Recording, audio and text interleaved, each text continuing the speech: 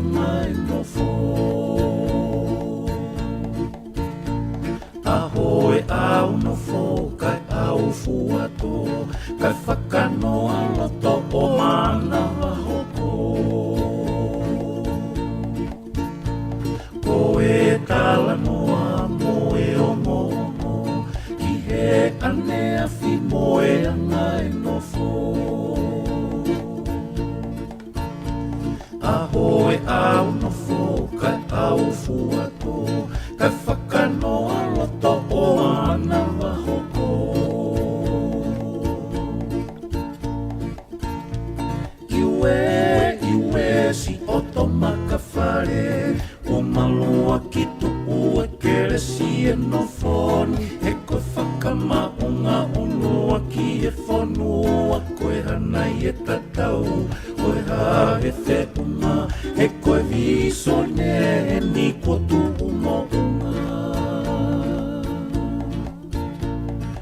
iau hekele simo e ta whenga monu. Ko tau lou fuku vehi mohoto wheleni. Pangai o e hau unua ki e whonua. Tupu au he lo au whai ke tupu tupu a. Ko hai e rea tupu ki pangai. Ko malo e fia fitai tō e la a. Hopa kani watangi mo e te iko. Galanga e tokanga ke tau a ki loto. Ka whelu te nie o whawhio mo e merino.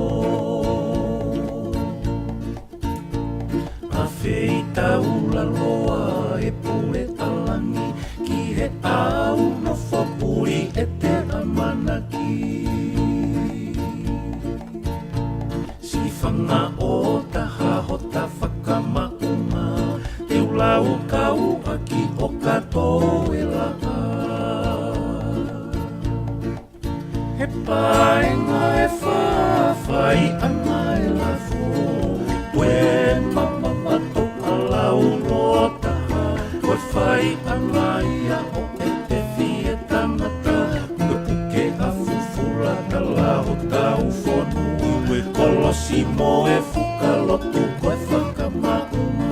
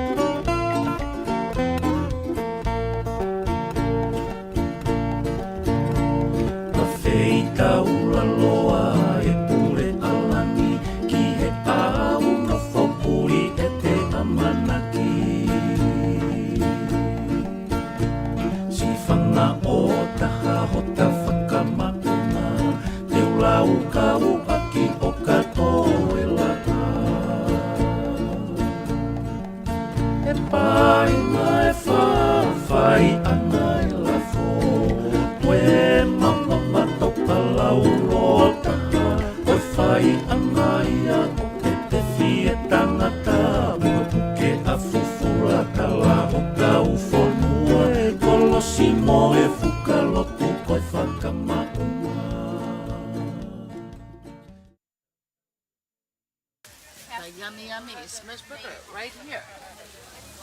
So please come now. Come one, come all. Yeah? Or do you do something or you just eat? You eat everything? Yeah, the smash burger is about to run out because the cashier is eating everything. She eats everything. And too bad. This one here. Please leave some for the business because all you do is eat. You have to watch out what you eat. Okay. See, look at this. The main menu. You have the quarter pounder, you know, topped with bacon. There's nothing warm up. These are fresh. You know, beef bacon, wrap hot dog, you know, extra smashed burger. And then if you take debit or credit card and look at the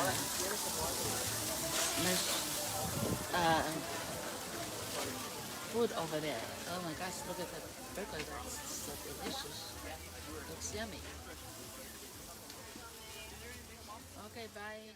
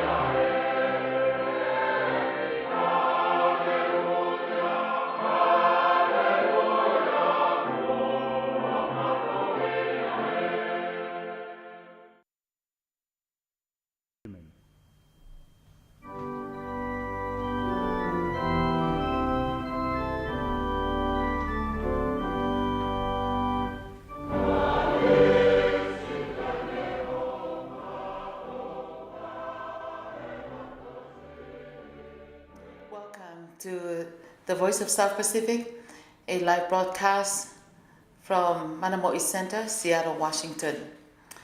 Koe programa whamawhalarea na le teo le o Pacific South o tukotia pa me Seattle, Washington, Amerika.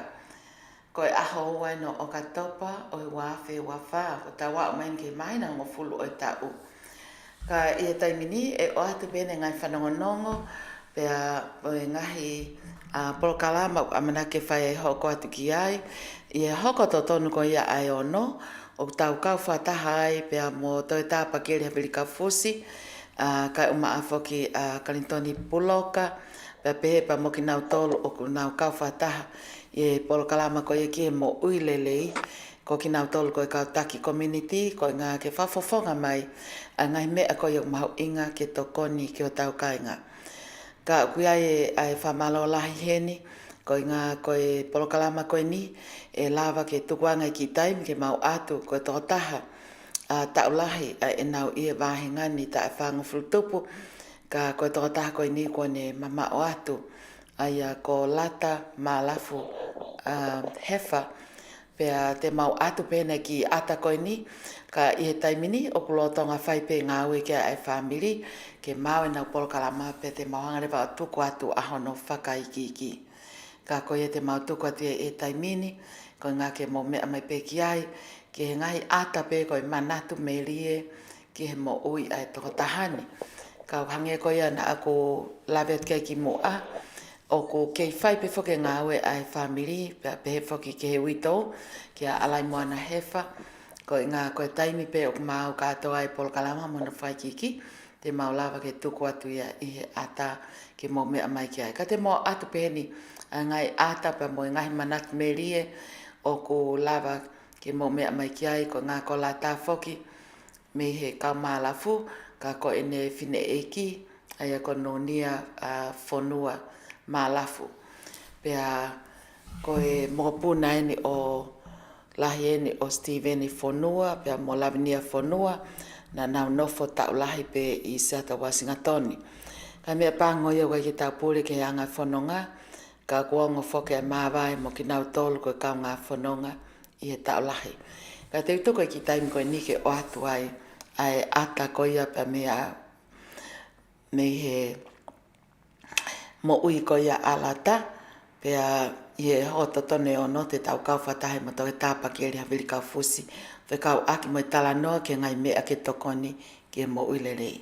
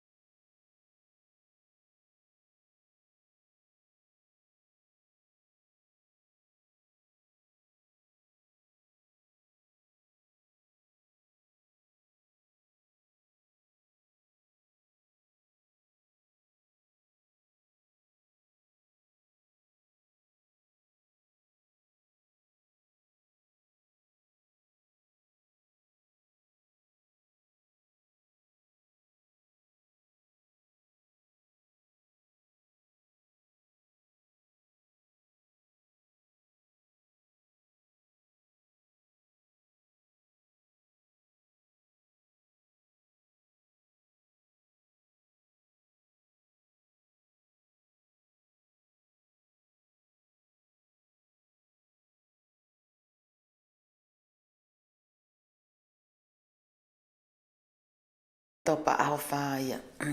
Pea o kai whoki pa moe ngai ngongo pe whoki o lotonga I hen whoki ene awhio King Tupa Ono. Aia o ko na wholau mai whoki o kai pe ngai whakawhi ki a te ia. Pea o ha erea whoki e he tamatu I Loma Linda University. Pea pe he whoki ki he sasa awhitu te nau kauwhataha I he lotu I he ahatona ki. Pea I he aho no ku nau ai koe aho Sunday ia. Toi kauwhataha katoa pe pea moe hangi koe kainga tonga ka whakaata pe kia taha pe o ko whea o tonuange. Ai koe tona ki ngai polkama whalotu ia pe pe pe whoki ke tona ki pa kulere pe whoki a live stream ko ia pea me he Seventh-day Adventist Conference. Ko ia pe ta vahe atu pea mea Felicia tonga taimi ai whakaikiki ko ia e nau ngahi ata ke mo mea mai ki ai. Ka loto ngā whaka unau I Washington DC, pe te mautoki o atu pe ngahi o ngongo toi amuiange. Ka te tau whoki lewa I he taimini ko mā koe tau pe mini te taha me heni pe tau kamata lewa. E o atu pe tau ki whaskoe ni pe te tau hoka toi pe.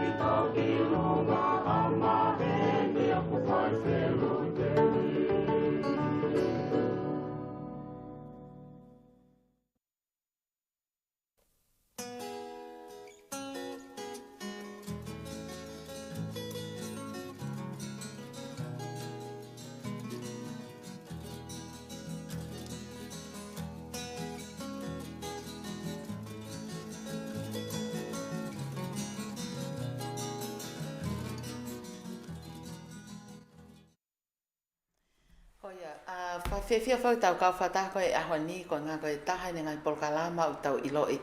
O kumahu inga kia tek tau tolu. Kia kita ko to ngai whamiri ka o maa whoki ai tau ho tau ngai community. Pea koe amanak whakeni ke hu mai pea mo tau tā Pakieli. Ka ko whamaloa ki he katon puloka. Aia ko host e ahoni pe whakala tuhu a kau. Ka pe whake Dr. Sela Panapasa. Ko tui maha we can just talk about, do you know how important it is, do you know, like that we can try to create, you know, a healthy lifestyle to share. So, kono uhi ngā pe ia, ko tau tāla ngā pe ia. Pea mo mao pe aha ngai whahino hino, he taim ko ia e hu mai ai toke tā. Toni koe hana ha o whakaukau. Ngā tau kau whatawhak, we're together here with Dr. Sela Panapasa. She's the one that doing the federal report, you know, for the Pacific Islanders' health to the federal government. Hi, Dr. Sela. Sela, can you hear us? Yeah. Oh. Thank you for joining us. Thank you for having me. Yes. And also, Latu Huakau. Latu, ma. Oh. Iyo. Sai pe ka koe neu tau lotonga tari pe koe ngā ke hu mai tau toi tā. Koe a toni ko tui pe koe mea mahu inga whoke tau kau whataha koe ni whekau aki mo tala no koe ke ngai mea mo ilere. Koe hana e mea o ke pehe o ku mahu inga taha e whenga koe tau live in a healthy lifestyle. Marapito Fatima, whakokore pe ke u whangatu e ngahi tala whatapu, whawhai at pia me he pokalamani, kai a tā mua ke tau tā noa e ka venga koe ni pa kola ve pia ua ka venga ini kai rai no tā noa. E ngahi, ke ngata pe whoke re te o koe ni ka koe ngahi tapa ke pe, wanga tau whanonga. Koe mea whoke tā ke tau manatu i, o toi motu aange e tau tangata. Motu aange? Mea tā ke ona ngalo e tau tōru koe trend, pe koe hala whanonga koe nuk tau i ai, e una whawhufua nā tolu koe a, koe mabe toki whatonton mai ne tā Panapasa. But koe ahako tō pe ia o ku laka hake toko tā mano, 10,000 people kuna laka na to he tā ono nima. Ai au whoko e nau pe rewa, people are getting older, ai e ke ngata pe getting older, hoko mai rewa mai ngahi whaingata ke he ia tau whito pe me mak fascino. Kau tau iloi pete tō koe lifestyle, I think koe me eo mahino ka tau tō bepe me tokoni ngoi nuk tau mau. O mahino ia whoki kuni hanga we shia e anga koe ni tau. He ko te motu ange pe whoko. As you get older, whaingu fuange ke tau hoko ai ngahi maha ki ke tau tolu. Koia. Pa te tau whaiho tau lerei taha whoki whakatolonga mo whakalolo atu. Pea hoko pe whoki a medicine, pea koe whai to o koe. Pa te tau whaiho tau lerei taha. We're just buying time. Ange koe meo whalawe mau pe ki ai a Pakieli, mi Hawaii. Taking medication is just buying time. Ke uhi ke tau lawa peo ki whei ngātu. Ka koe mea eo hoko, ka ke whoki. Marpeo ku whiawhia tau heni whadapea mo Sela Panapasa. What do you think, Sela?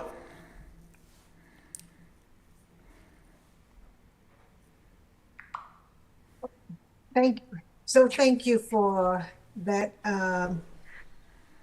I totally agree with you about the just the realities of aging, the aging process on the human body, and the risk of illness, whether it's chronic, particularly chronic diseases,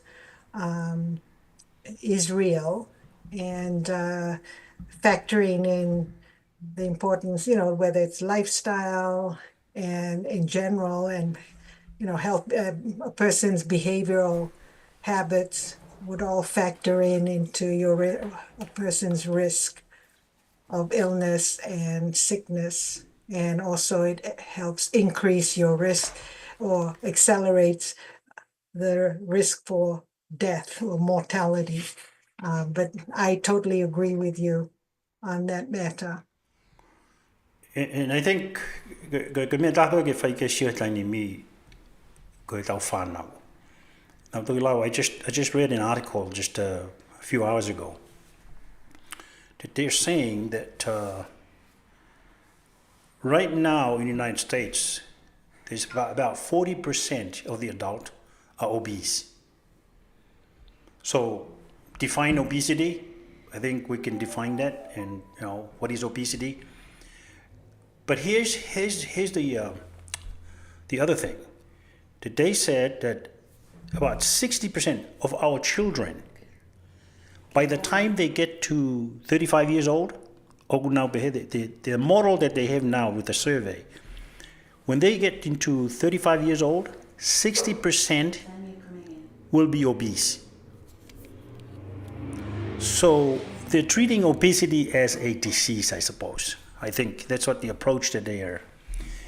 But the article that I read just a few hours ago, it talks about the emphasis on training our medical doctors to also include nutrition and, instead of training them how to treat, but I think the approach now is more holistic, that they try to prevent it from happening.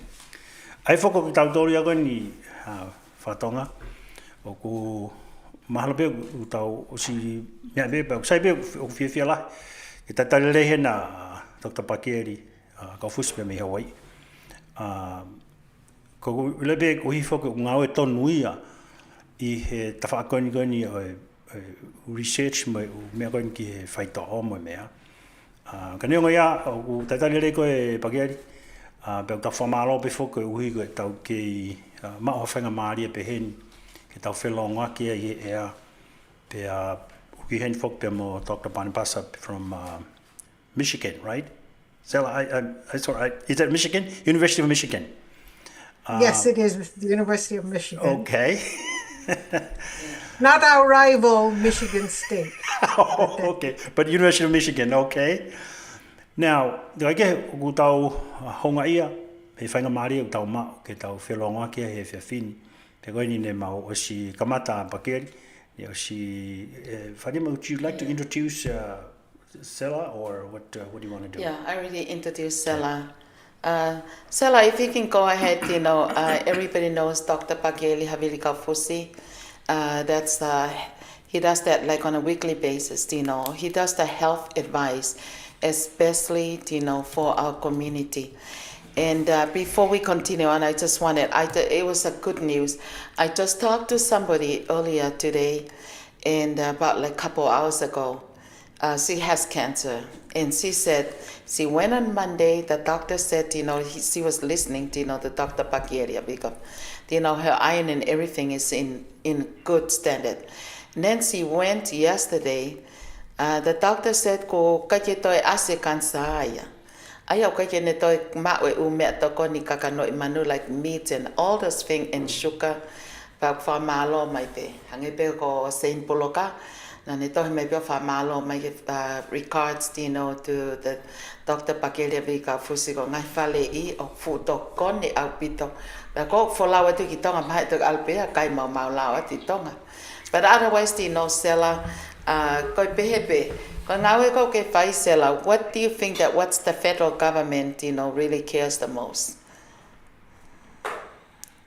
Malo Lelei, Dr. Kaufusi, this is probably our first time meeting, and certainly appreciate your leadership and the work that you're doing, and certainly I can see that the community is benefiting tremendously from it. I'm here, I'm trained as a social demographer, but one of the things I've been doing is trying to, is examining and measuring the disparities in health outcomes for our Pacific, Native Hawaiian, Pacific Islanders with other racial ethnic groups. I'm also very interested in building the body of evidence from, through robust data collection methods with our communities so that we can get that evidence out, tell their story, and use the evidence to leverage funding, support for intervention, for education, for prevention in the community. So with that said, that sort of leads into an answer to Sylvia's question is, one of the challenges with our NHPI population is the evidence, the data on our population is inadequate. But you and I, from our experience working with the community, there are some real serious issues and needs that can be prevented, that we can learn from, so it can inform the science, etc.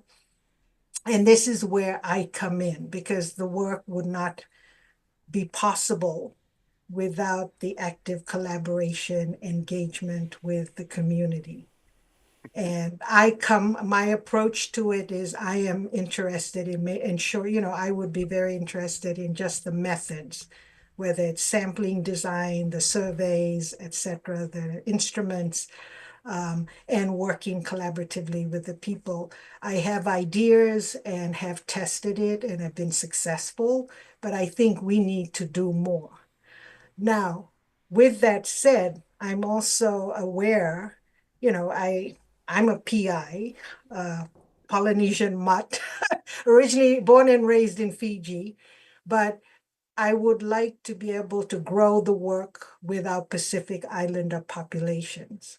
And I say this respectfully. There's the Native Hawaiian indigenous grow. It is the largest NHPI population. But given how diverse the PI population is, I think there's a lot that can be done with our PI groups, whether starting with Samoans, Tongans, Fijians, and then going to the various Micronesian groups. We need to start somewhere. And so but thank you. That, with that, yes, there's funding opportunities. I would like, I think we should hold the government and agencies accountable and leverage resources at the federal level to support the work with the population across the states. So thank you, Sylvia. I hope I answered your question. Thank you, Sela. Now, because we would like to do this mostly in Tongan because of our listeners. Now, Sela, how much Tongan do you understand? You understand the conversations and stuff, right? Okay. Now, kaya tuati ki whaingamare. Speak Tongan today. Oh, okay. Whaingamare ko ni Pakieli at ka koe ke humai. Ko ni mau si kamata. Pea ko mea nia ku whawhiwhia koe ni ku unau lava o liriu e maui o toi sayang. Ko mea nia ku whatongai koe ni ko ki whakatangi ke Fatima. Ki laila heange tau ngai porokalama koe laila koe ko mau whetuni na e mate atu tō taha ki puto mau whetuni tō taha ta mai na wha pe nima. Koe ni o kai ke mehala haui ke puto.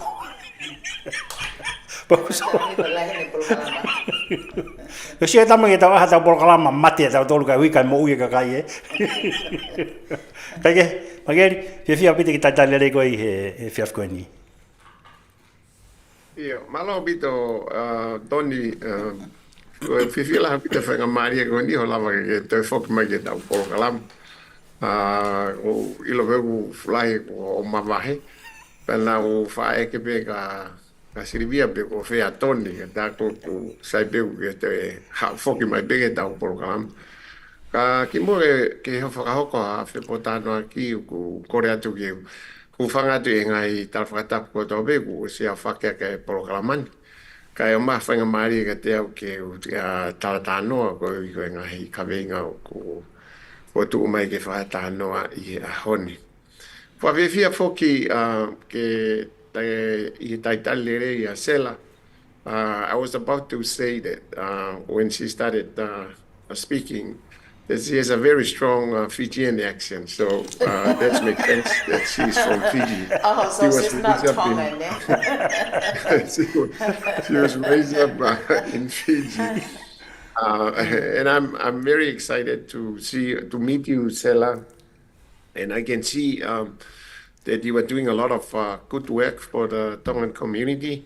Not just the Tongan community, but other Pacific Islanders, especially in health disparities and other disparities.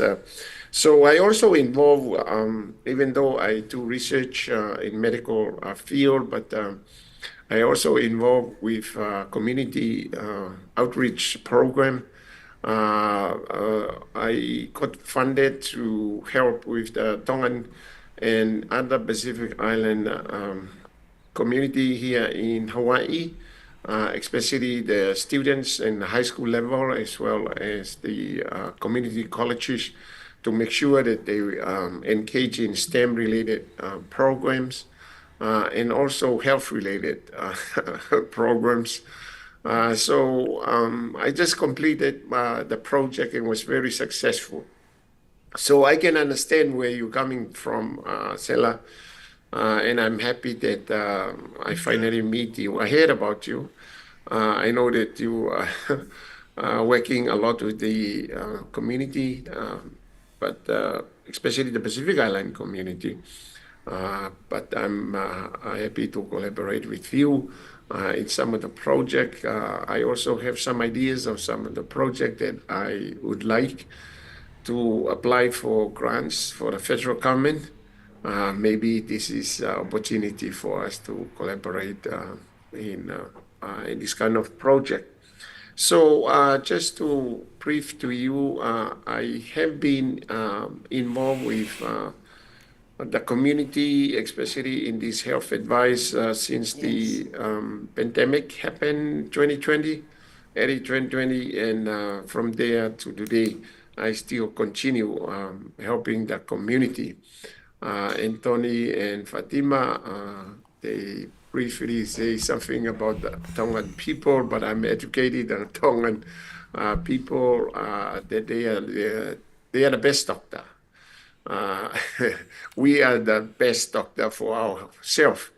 So, and I'm kind of educating them to understand better, especially chronic diseases, and what are some of the contributing factors that really happen in raising these problems. So, so it has been successful. I started with the 2020 on the vaccination. As you know, Sela, there were a lot of rumors that goes around that among Tongans that this is a way that I think this whole world is going after us. And they are linked as well to religion, belief, and all this kind of stuff. So I came in and explained about the vaccines and how it works to most of us. And then the majority of the Tongans in Tonga, they were vaccinated, as well as Tongans in other countries. So it was a successful campaign that I did, and then I continue on with the chronic diseases. So that's a brief introduction about myself, Sela. So I am going back to answer the questions, and hopefully you can also contribute. Yep. I have worked so hard in trying to change the way we enjoy the food, and a lot of people were actually really recover from a lot of their chronic diseases. And like Tony was saying, when I joined, I also educated the people of Tonga to know that the medication it's good when you are really was sick or in a very chronic situation or condition. So, but it's just a matter of buying time. So do not depend on medication. So I started revealing to a lot of Tongan people. There are a lot of things that God has already placed in our body that we have to take advantage with, and those stuff can only be waking up if we are giving the right diet to our body. So that's, I will end there.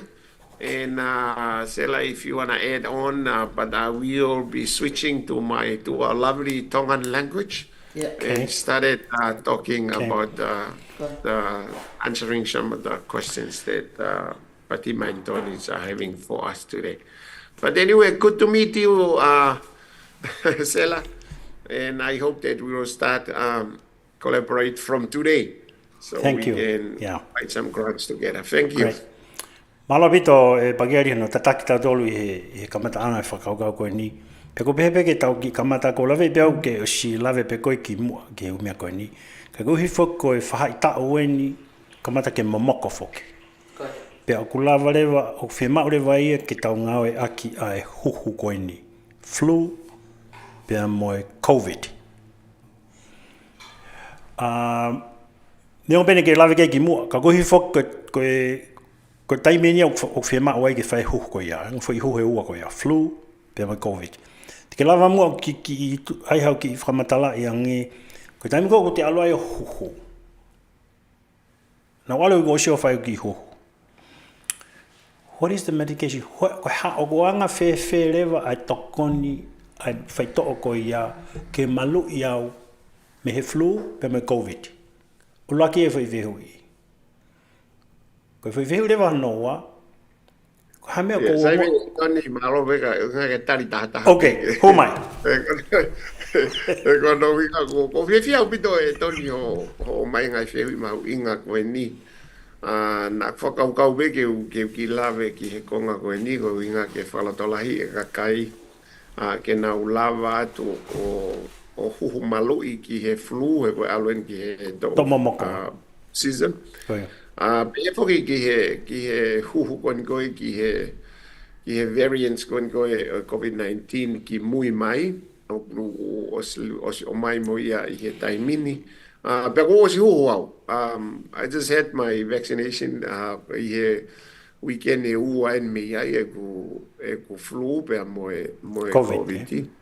Ak fuma winga o bitoeni he ko hange ko fatano ko ni ki kamata mai ko ia ai hoko ko ia pandemic ki ko tahani o ngai fonga e toni o ko pehe to tonu ke ilo i mo manatu e kainga tonga ko huhu malu i ko tahani fonga fa o tua moni e malai ko ni ko o e faito. Bako winga e ku peha tu koe whaka o tua, he koe tahaine ngai umea o ku tau mao, o tau ngau ea ki hoangi whakaukau koe whakawhaitoo, ka koe tahaine ngai mea ku ne hanga o whakamalohi e nau e o tua nau tānoa ki ai koe. Ndeka te tafuke e nau fufu e o tua tuku o tau sino, e nau koni ko hui koe immune system. Aia koe koloa malu ia tau sino, o koe ke ngata pe i he malui, pe koe koloa ia o kune lava koe ke ne tau i ki tau tolu i he taimi koe huai ai sie mu ki ho tau sino.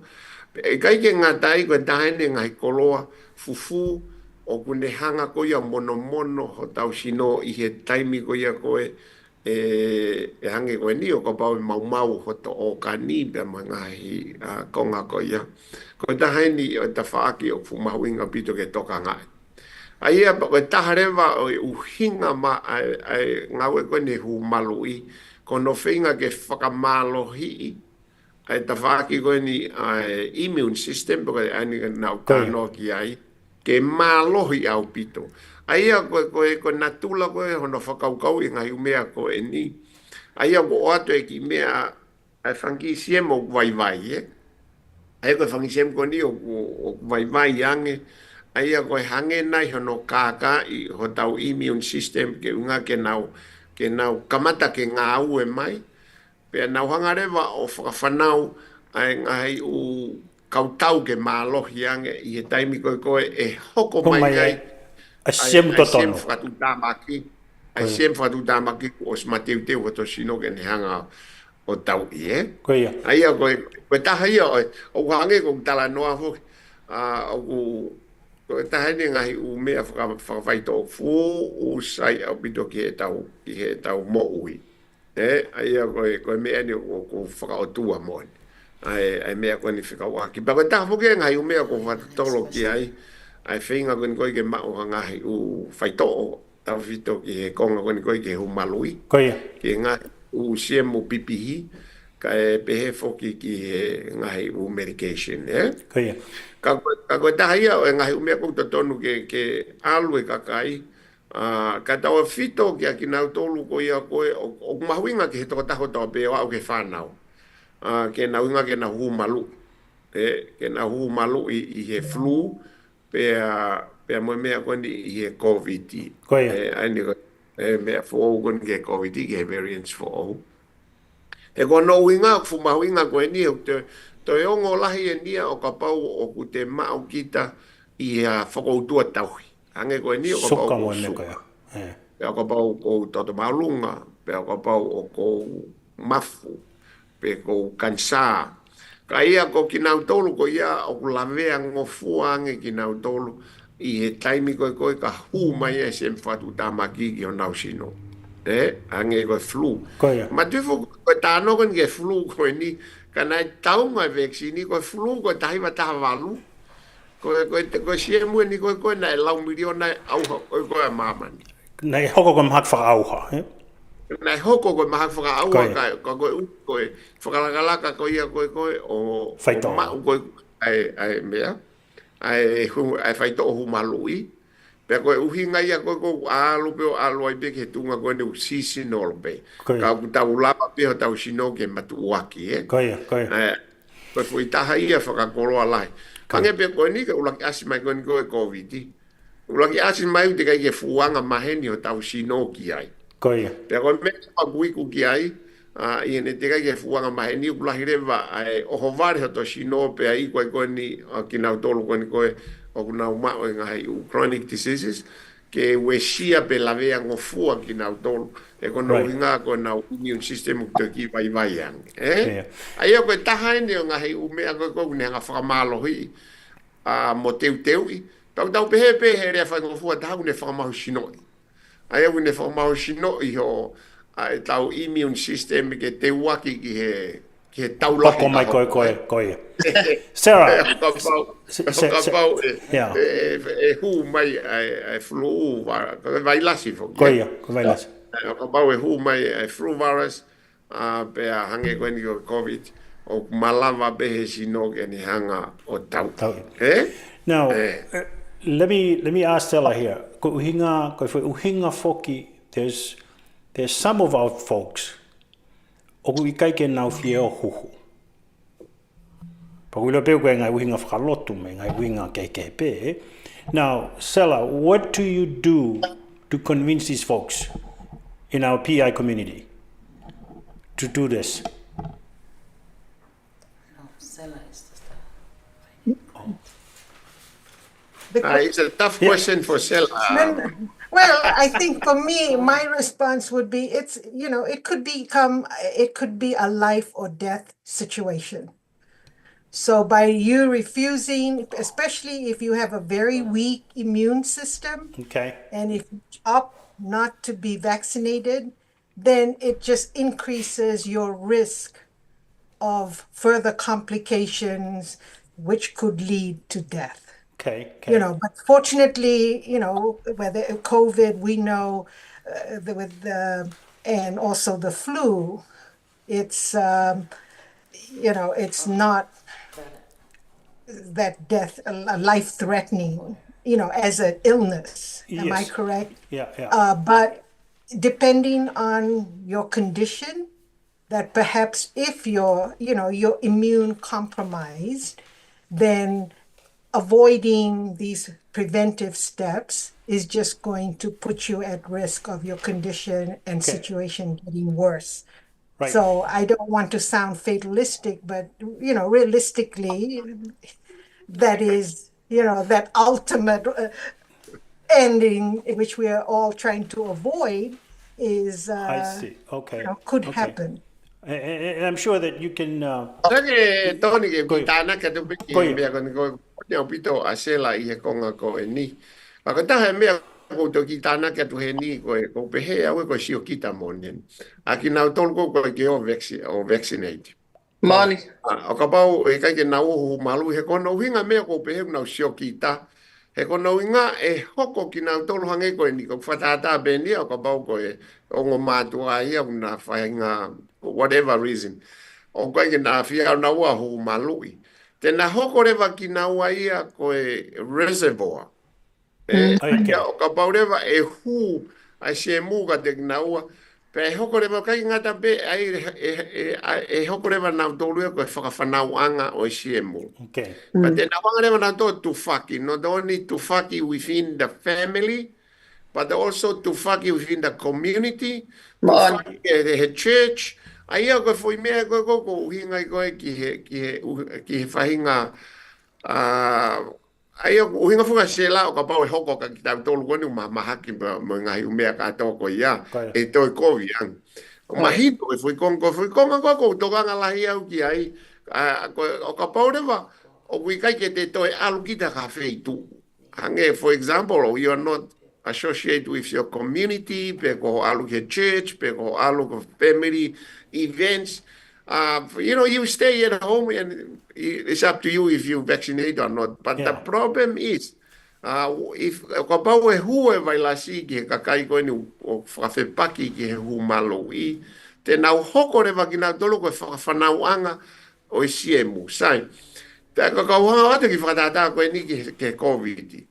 Ko tafu ke ne ngai umea ko ngo tau ke mari uriu pe variants ai ko feri uri waki pe e ko no inga fuke o kui kai ke kakato ai ka kai o na vaccinate ke mateu teu na sino pe e hoko re na autoria ko reservoir e hoko re na autoria ko fa anga o ngai umea ko ni pe equipe pe e hoko e alo pe foi psychology ke hange pe ko it never end. Koia. Aia ko foi tahia o ngai mea ko ki ho ha la ya pito ki he konga ko ho feu I ko ni toni.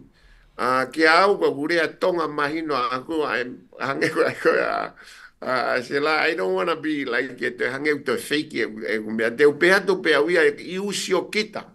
Ko ki motor ko kui kai ke mo kai ke mo hu malo I respect your mo decision. Ka I he time ta tau pe te tau mo sio kita he ko e hoko mo tolu ko reservoir Whanau ai mo tolu ko anga ngai sim whakatu tama ko ni ke tau malapito Pakieli ko e whehu I e whatima te ki whaiang e whehu ko ni Ia ko e o mai pe malo pito la tu haka na tata Lelei e ka inga whanonga ko tape ko e whehu I no o mai ko e whia ilo pe ko iai ha ustari ki ni ihi na e puke I he COVID pe o nau mo I Lelei pe na e hoko e nau puke he COVID ko ka mata ia ke nau maha ki ai. Wau te ai pe mo ki whehu I hene o whekau aki pe mo e whekau aki koe pa mo e huhu me a Ana Violeti he lutu pou ko e osi pene ko tuku atu mo ho whehu I malo.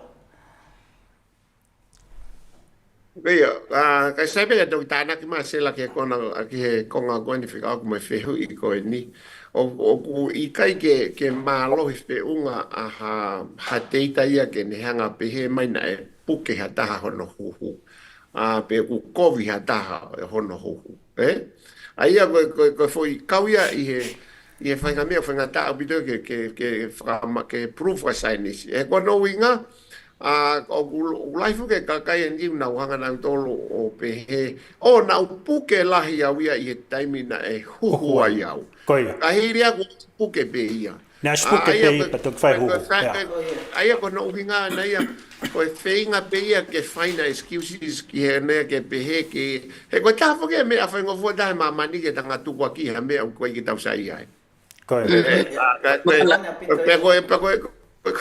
Ka koe mea koe ke whakasainsi o koe ke there are not enough data, ia. Ke ne hanga support pehe o kuna e kovi he hube a kulahi e kakai o kei wesi au ke hahon. Koe. Koe foi pao polo pare mai ia, koe mea ni mahino koe I he study, ko he mau koe he COVID o kulahi polo pare ma o ku ke whea o mo ia I ho o mo ui o a o mai ki ahon. Ai o ko ho whehui ko ho whiri o pehe. Koe tūku a hu malui, ka ke tari koe ki he vailas whatu tāmaki. Koe evidence ko he today, koe mau koe he vailas whatu tāmaki ho sino o koe mau ko ia is gonna live with you, some of you. Yeah. Ia mau ia still follow up ngai umea ki ai. Ai o koe foi mea ia e toni, o kui kai ke ha evidence dia ke ne hanga whakamooni I mai na e wesi hata e ho malo I. Ai o ka fui mea bea o hoko ia. Ai ko ki nau tolu koe na e ho malo I. Ai na o si tuonga whakatu tāmaki pe na mo ui a nau tolu ia. Koe ngai koe huhu ia, toki effective e huhu e foi hoa fia. A he taha a he ua. I mean, he ka pata te puki kire a honi pa te huhu e a honi. No, it takes hours ke o immune system ke unga ke ngā ue. Koe. Ka koe reaki foki ai huhu pehe na kuhanga talanoa e mea koe hu malo. O ko paurewa huhu ia ki koe hu malu I baka ke ongo I koe ke ongo I ki mofi pe ku ke ongo I wange ki whakamokosia pe ku ke ongo I ku. O ko paurewa kai ke haongo ia, that's not a good sign. Oh, really? You have to have ngahi uongo ko ia. De mahino o ku a mai ho immune system or recognize a vaccine ko whakahu ko sino. Pero ka paurewa whakahu atu pe o ku no molo pe ne alua na mai, that's mean your immune system is sleeping. Yeah, they are not waking up. Ai ko tahe mea right. Ko no molo ia o e malu ia ke react. Yeah, when you are react, you pray and thank God that your immune system are now waking up. Ai ko mea ina ko konga no ai whihu koe nei ki ai atu. Tangu na ala huho I kōsi. Whoki mai au ia, o ngoe hange ko ki, I mean, I felt sick. Not bad, but I felt sick. That's a good sign. It's a good sign that you feel sick. Okay. Ai kono uhi ngā... Yeah, it's a good sign because that's really tells you mo ui mai ho immune system. Yeah? Ai kono ihi kono na o huhu and then you feel sick. O te ke pehe koe. Koe ta koe whailone rei kia. Ia koe whailone rei aku mahino a mai ho immune system ke unga ke na ngā ue. Right. Yeah. Because ko hanga ko ta no papa we hu kita ya perna pa te ngoi kita no molo pe kita e mo me mai no they were stay sleeping. Okay. The whole idea o immune system is a very complex system. Aia ko uhinga fa ufoki a hu malui he ko tau sino o koe ki mea ia o ku paupeke te ongo kita ki mofi. Ai ku mawang matolo tānak whakataha ia pa mo mea ko he vaccine ko no inga ke ki wake up e mea ko ia. He ko ki nau tolu ia na honga instruct ai tawhaki o immune system I ki e na honga o mai ko e mea ko ke malu ia kita I he vailas whatu tāmaki pe ko he whainga sem whatu tāmaki. Okay. Ai ko ne ki a mai ko ia o kusai. Ai au whiema ure vai ke ai mahino ure vai ngā now working to prepare your immune system. When the ospea is about few hours, you feel good. Yeah. So you are normal. Yeah. Take fever. A lot of people take fever where you can give whakamokosia. You can give meninimo, but it's a good sign. Oh, okay. Yeah, Good. That's how vaccines supposed to be. Okay. When ki hovare hosino ki rieki ki ai, but when you rieki is good. Good. Hoka tu peva I farmacino ko your immune system. Ko ia, ko le whamai tu pene ai ko hingoa ko ane Violeti helo tupo ia mo kataki mo o ko whakaamu peke mo ngawe ake whika telefoni peka i kaipa mo tohi mai ata kai pe ma officer fitu take no la tu ha kau ke hanga tu wa nge maho mo fehu I ka ko mo text mai mo tolu tai min I ka ki lava so ke ka te lawat pe ho fehu I na ako I ta e wa ko hiri na ako mama haki ai na e poke lahi au pito ko ngā ko e na ma au pito au e suka lahi au pito pea na ko alke toke tā pa pehe pe e me mate ai pehe osi e ko kamata ko ia ai ulaki tosi pea alo me toso no wa pea tal me ai pea kai ke to ngā we aki ai ho malui na ko alu leva o tala ki he nutritional doctor pea na ne hanga peo Fale'i iau pea na nofo peke ta whaako mo Lelei pea tala mai o fu mahalohi pe ai ho ia ki hoku sino pea na e fu vai ko inga na e ma wau he ngai whakoutua ke pea talo me ai pea kai ke uto ngawe a ke ho pea ko whanonga mau pe polo kalama ko ina atoke tā Pakieli ki ho Fale'i ke ngai mea mo Lelei pea ko ik whaito o pe ia ko ia pe ko ki tāna ki atu pe ia malo Sai pe ka unga ke ki komen ya tu I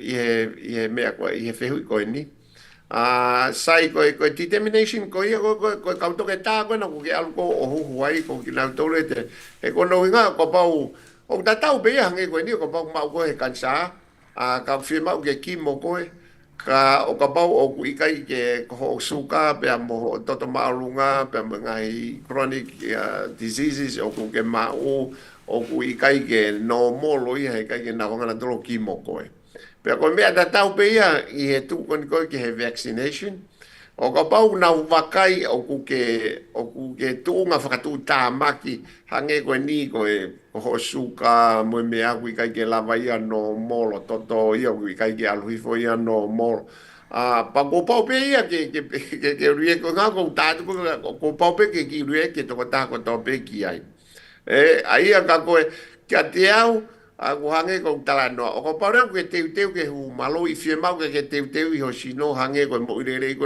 tala no ko te I ho sino ke mo Lelei a ke ngai umi ato kon tonu pe a osgo pa ke to ke alo hu o mahu inga ke mo Lelei ho sino I he time ko te ke alo hu he nga ko pau ke ki o vare sino o ki rieki ko konga ko ke pe ko na me mate ia I he konga ko ni o is possible o ka bona ko via bito suka ia pe mo to ma alunga mo ngai umea ko ya ka bona vai wei ki Lelei ange ko ni ko foi fonga to tonu ia ko ke ngawe ake ki to ka ngai ho mo wi finga suka ke no mol finga to ke no mol ngai umea ko tabe sino ke no mol ko nga ke aluato foi time ko ya o ku prepare ho immune system ke he ngāue. Now, whatever go o si tauni pe ho immune system o si maulalo au pitoia. And what's the point of going and vaccinate if you don't take care of your health? Yeah, your health is more important. Hange pe ia, ko medication mo ngai umea ka toko ia. The doctor is not going to allow you to take medication o ka pau ki kai ke fiti le rei ho sino. Ko uinga whaki e pake... Ngā upito ki ko hinga he koe huhu ko o mai, koe ki siemu ka uwai vai. Koe ne hanga wake up kono hinga ia. He flu, ia. He flu, Ka koe mea koe ni koe I he COVID ia, koe kai koe siemu ia. Koe ki konga pe ia, ia koe anga koe na tula koe ngai umea koe ki he vaccination. Koe mea koe witua koe I he siemu, ai o kui I he COVID ko spike protein ai ko ki mata ia ko sio ki tau immune system pe ko ia pe ia to o mai o ai ko ni ki vaccine ai ko we go the messenger RNA vaccine ai o winga pe ko ave sino nga ho ki mata ko ia pe ko ki mata pe ko sie muia ko ki mata pe just the eyes I see so immune system can see it okay ai a kai ko hasie mo ke ia me flu ai ko flu ia ko I fra ko ki vaccine ko ki sem vai ia au dipende me a ko ka ko ne tu ko ke covid ai we ai pe fok mo me I covid ko classe U ko RNA vaccine pe mo DNA vaccine ai ko au ko so far na nga be RNA vaccine ai ko no natulana ko no winga ke frahu ke sino hanga sino ngauhi ai ki mata ko ya ko o COVID si o makai ho tau immune system ke fai ko no ka im mo no fa ma si yeah and then you were ready okay ke ha ko mal ko sempre tu o ge fe hu ye no ko mai mal te tau afe ai ki he ke mea tokoni. Mea tokoni. Malbebe na ge mao ki article na ku send that o whekau aki pia moe ngahi koe nau pehe tai nimi koe medical school tuton ge ako e kau toke tā ke nau toi potoange e hono ngau e aki kau e mea tokoni nutrition me umea koe ia i hono ako e kau toke tā medical koe ki mea nang toke lau hiwhane nai kai ke ka koe whehu ia Tony ko ki konga ko au ki me fa politikare ia. Ka winga ke tuku pe ia ka. Koia. Tuku pe ka sela ke to ki fai sela no. Konga ko ia. Winga ko ia ia ngai umea ia fa politikare au bito ia ko. Ko muhange ko tau tano fo ki i ngai umea ko ia i fa farmaki. Mana tu fo ki ko i ye time that I've been now feeling it on ke kakai ko business right ko pau pe ke now ko pau pe ko ilo ko pau na sio ko me mari ni ko alu ke ngai fare ma ki tai ta fare ma ke now hanga o ngau fa ngau i ha nutritionist i loto i fare ma ki o guri fea ko ia ki tu ko ta ko winga ko pau nutritionist ka to ke ta tu mai ke fare ko e mate farmaki ki te ata ia finga ke medication. Farmaki va faito. Ko mea ko tala tu ki o fa politikare mea tau ki mama da dor me ko nga koia. Me fa politikare a ko foi tano e na Tony is a dream. Yeah, dream big. Ai ko fehu koia. Ai ko fehu ko ni o mai o fega ke ni me to ko ni ko ha ai o hinga lahi o heartburn. Ha ke vela. Mako mene ke lave bike ki mua ka male te mahuinga pe ko ni henu ke fainga me to koni ku te ma o ku hoko ai u me ko ia pe fasi si e kai io ko fu la ia me a just kata ko me ata ko me mahuinga bicho ke ilo i ka kai ko tai mo fu la ai no fa ko fu fa ta pu no ma me to ko ni ko fu fo no foi kete ma tu fo ko kete ko kamata anga ia o digestion pe ko venteki ko ia me akai ka ta fito ke ngai me akai ko ni ko protein ai ko no feitu ia o kamata ai no digest ko ia ka fie ma we ke acidic au pito ke kona au pito kete ke ko nga ke lava ke happen digestion ko time ko fu fonu ai o kai reva ke fu acidic fe unga reva ai me apa ko me reva iku ki ai hake ki olunga ka ko pau ke vela fokia pu nga ko stomach is made of acid ko is very acidic ai o pau pe ke vela ka wai ka kono fatu tamaki in the long run yo ka paute mohanga neutralize ai ko neutralize ko fangi vai ko no boma ko ni ko me ngai u fangi ko sing sama re mai ka to ko ya kono nga fu ke ki ka kono mo ni ona ya ko kamata ngai ko you eat too much you actually putting too much ko me ta ko inu ko inu o kai ke fu recommend ke inu vai half an hour of ulai half an hour or before your meal or after your meal. Ai ko no winga ko hanga he vai o neutralize pe kune whakawai vai acidic condition ko ho kete pe ko mere vai ku ki ai i hene kai ke mea no fo folo mea toko ni loto foi kete asingai ene fonu pe moneto folo kai ko acidic ai me pe tuai yang digestion pa ko me ape re va ki ai oho ai hu fa tapu ai me aki o foki aki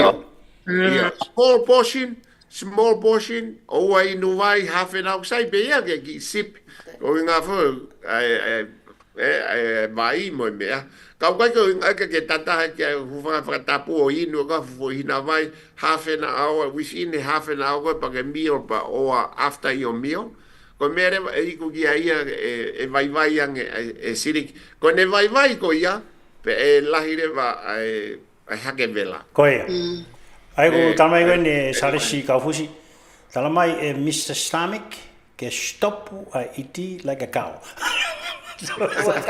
Don't eat too much, small portion. Don't eat too much. Ko tan ko fu fo no ko tangi lahi mono tau ke te wanga fata.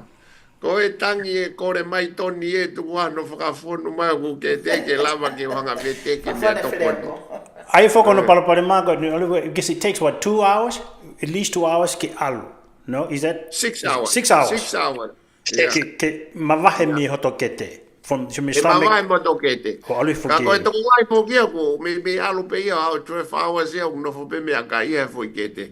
Ka to ia ire mai por bare mai ne no fo pe he. Pe ko me reva hoko ki ai ki vai nge zirik condition ko ia he kete po ko kona he fo kete.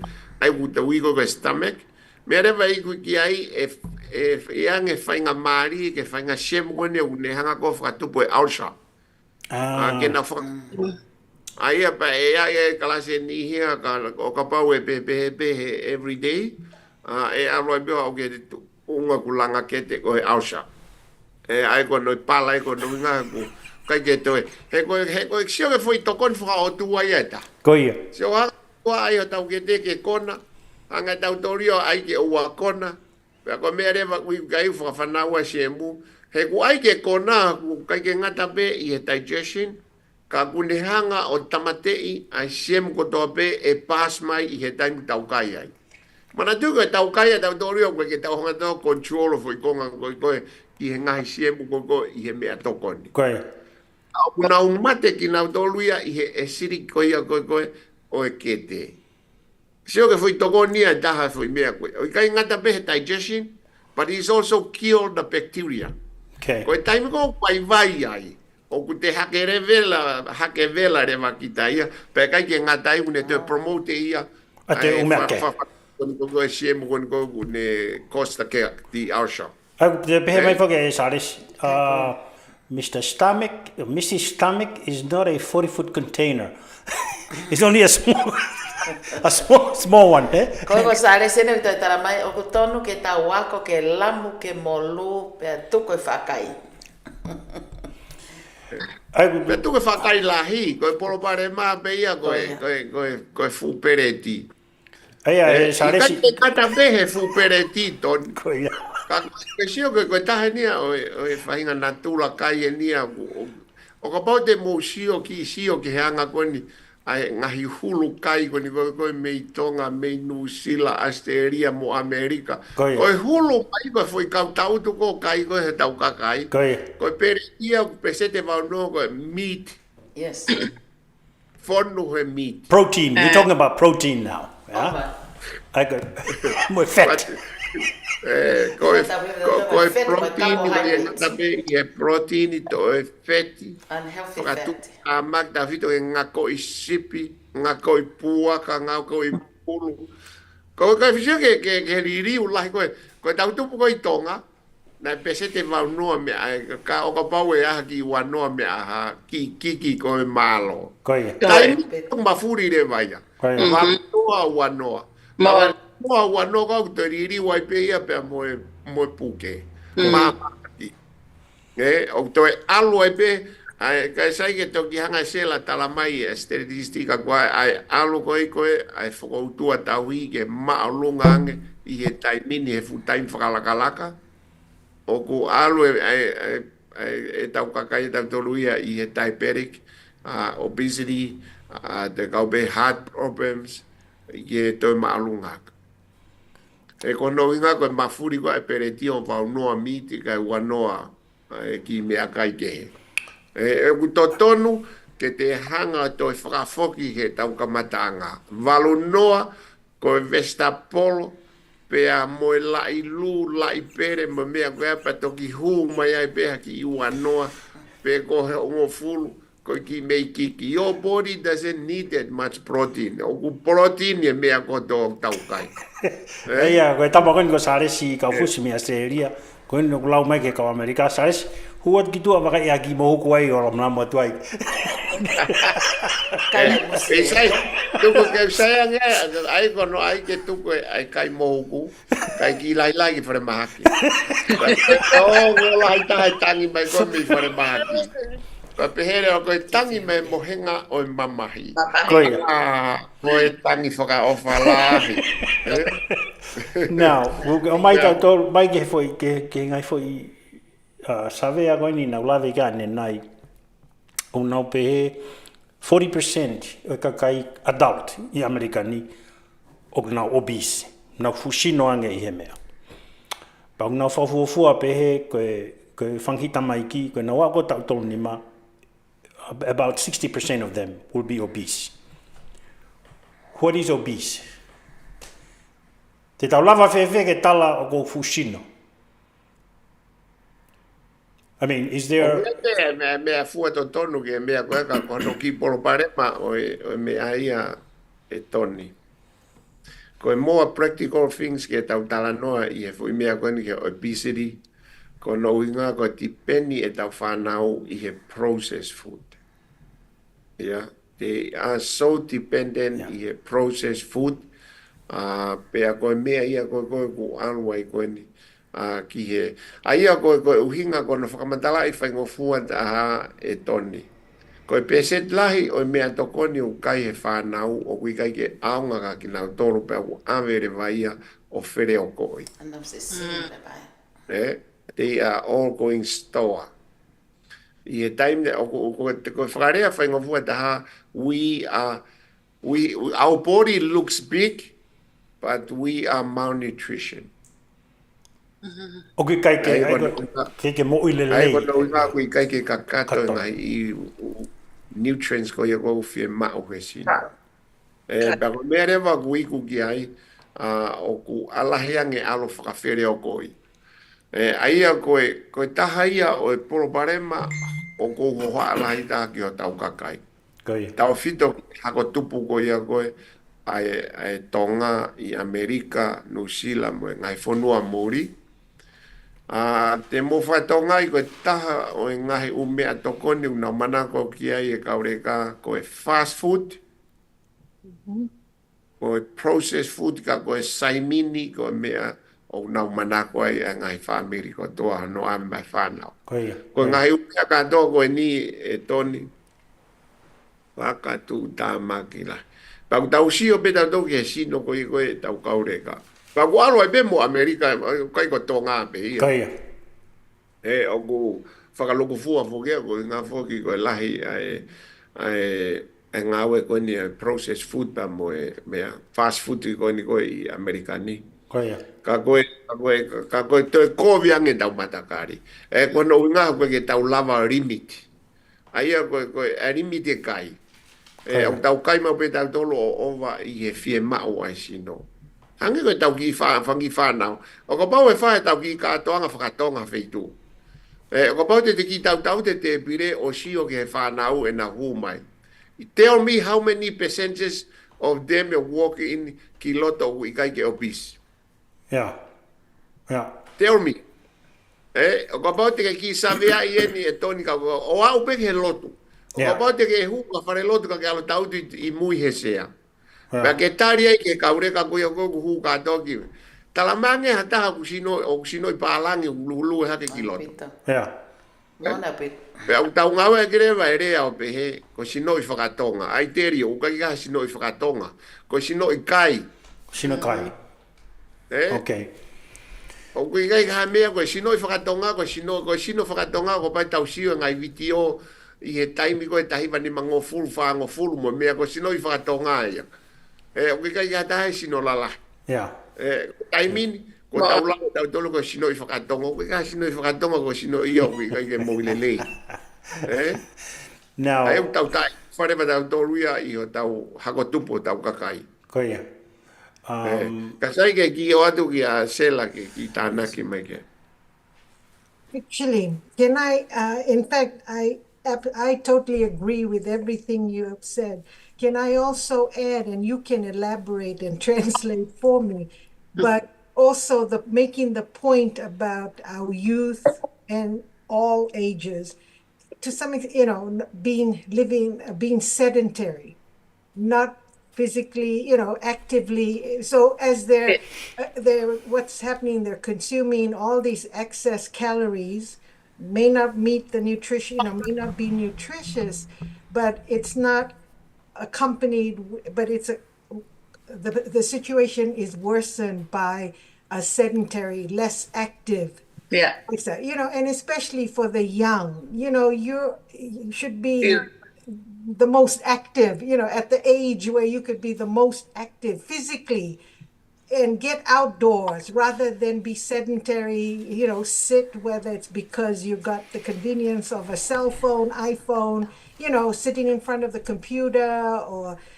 so if you could speak to that issue of something we could also encourage besides a nutritional, meal, but also increasing physical activity and burn all that excess calorie. So I just wanted to offer. Okay, thank you, Sela. Malo bito e Sela koe. Koe mea whuki ang mōne bito e tāno kona Sela e Tony. Ko au hange koe ni ko pau te tau ngau ke tau educate tau kaure ka ke ngai umea koe ni au tau whaamu ke e saika nau tolo. Koe tāno alolo e kaure ka koe ni murini. I polo pare mai ke tau sio ka tau tolo mātua. I think hange koe tāno koe na Sela. Hange ko whatata pen. Ko social media mo ngai umea ka toko ni ko hai une whakatau e cell phone no o ange whanau. Ko hai une alau e ngai umea ko tau tolu mātua. Ai ko fui mea ko ngā au e ko ke ngai umea ke whanau i he taimini ko tau tolu mātua. O ange ko whatata pena ko ki he ngā au e o ka pau e sio hata ke whanau. Ko ke ngania ki ulau ka whanau, but I mean o he whakapoto uhanga o kai ke o ila fua ke na urisin mai na toka. Kai. Pe ke ka wa pe tu ko ine sota pa tu dama ki no way they will listen to me. Yeah. Ko me ade pa kui hanga o kai pe te whakatawa sota. Kai pe te he ko api o kui kai pe ke whakatawa sota time. Ko na foi pe ko e kai ko ki sota. Pero ko mera wiku ki ai ko inu pe vai. Ai vai ko whakatawa. Pero hana me wiku ki ahoni. Ko taimi ko ka hai na vai wange una me fa se sere ki na tolu ya they love more any other drink. Tai ai ko hinga ta no ki ai we have to exhaust ai ngai ume ko ai ko e ko ge fa na. Ko ta no ko ni ki konga ko ni ki activity. Mo ni au bito. Ka ko ba te upe hatu ke kaure ka he na humai. Mo ki tua vai nga no way they will walk out. Ko me rewa o wiku ki ai ko ave ki na tol o whakawhihia ki ha spoti. Whakakawa tu ki ha whainga spoti ki na moua ki ai. Pe te nau feel obligated rewa ki ha spoti but not to listen to you. O ka pange ko e ni o ka pai huma o mo tropu mai e kaure ka kia. Ka peha te kaure ka. Oua na mute ngawa ke telefoni, oua na mute sio TV, mo huki tua o clean up atua. Nano te Koi. Mon. E hoko re vai te uke ya mo nauto. O me areva wiku ki ai sai, o be hei kai ke te o te telefoni, te tu usi re vai telefoni, e kai te ke te telefoni ko i foi wiki ua hoko mai ko ni. Pe ko ke imi te walo mo ke mi o tuku i ofisi ka pete ke toisi o ke mi e tonga tauni. You see? Ko pau ke ko tau tolu ke tau hanga pe mo oni abito ngai utokoni ko ni a Sela mo oni abito ke na ki ke tokoni ka re ka mo fa malo ke na wo o mo active i tu ka ko no mo ni na ko ka re ka ya oni ki whaingata. Fatima ako mea ko pau ke tauhanga fushi ngai umea ke te ki malo. Malo hiane. Malo pito teu o atu pe ki fehu I koni mea sone tang tau os ko ia tau tuanga whenga marie ki taki ko ia kau sinia ki a sina packer. Ko fehu in mea sone tang tau ko hanai ha me akai to koni ki taha aia ko mau fa tau fitungo ful ma valu na mau e kansa ko pen crease pe ko ma ko ngā kau pe na mau whanonga pe mo polo kalama ka mata me sanuari na pe tala mai he to ta to pe ki mahi na fa ia pe si malolo ko stage 4 kana mau ta ofi ka to nga me to koni ke lava o ke whaingo fua pe ko ngā ke ka iaha aho malolo e mau fine eki pe malolo fie marie pe na mau oho vale au pito osa mai na tolu na ia ne ngahi appointment ke to ke ta o whaka o fo ofa au pito pe. Pea ko ia koe kore atu pe, koe hanai ha o tokoni ke to e whakalala kai pe a si tokoni e mau whae, kono tau whi ngoful maa walueni, ka koe kansa pancreas.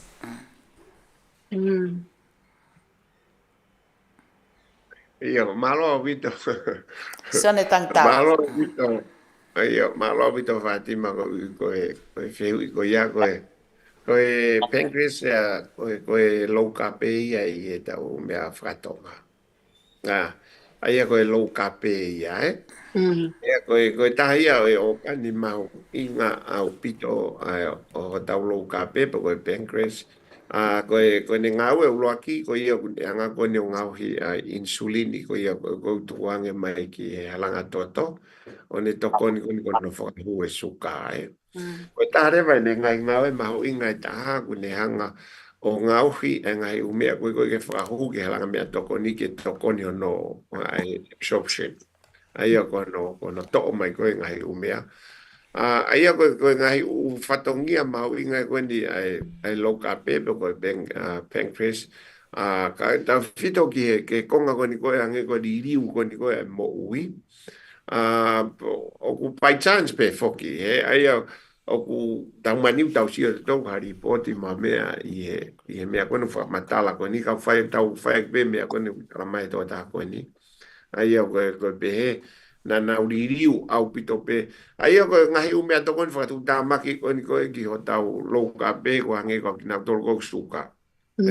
Ulahi e suka no mao mea meria nge tau polo kalama.